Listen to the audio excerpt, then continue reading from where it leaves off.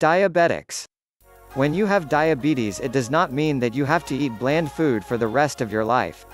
You do although need to learn what is going to be good for you and what is bad for your body. You need to create a healthy diet that will keep your life healthy and give you the nutrients that your body needs to keep heart disease away. What is really bad for the diabetic to eat? This is what would be a bad diet for everyone else. The answer is a diet that is high in fat, salt, sugar and the over-processed foods that you can find.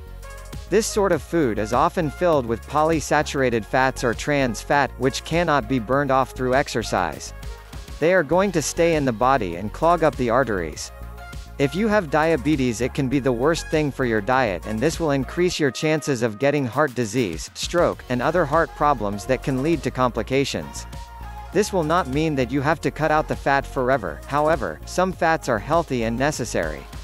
It is very important if you have diabetes to know which fats and foods are good for you and which fats are harmful to you too. Fats are found mostly in processed foods and found in most of the fast food restaurants and are not healthy. Omega-3 fatty acids are found more in fish and are very good for diabetics due to the fact that they can help decrease the risk of a sudden heart attack. When you are working on your diet, you need to remember that you can still have some sugars and fats but in lower amounts. The way that these foods act with your body will increase the chances of health problems happening in your body. You need to eliminate them from your diet so that you can have good effects on your health that your body needs for a certain amount of fat to be healthier. You need to control your intake of carbohydrates because it is important for diabetics. This is because the excess carbohydrates will turn into sugars in the body, and diabetics should be careful about the amount of getting too many carbohydrates in their diet.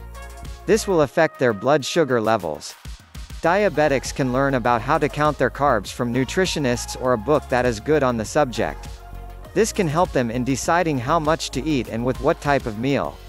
When you are a diabetic, it does not mean that you have to limit your diet to foods that have no taste. You can still have the foods that you want as long as you keep the portions under control. It is about taking control so that you are not eating more than what your body can process, and that is the diet that everyone should have in their life to be healthy and happy too.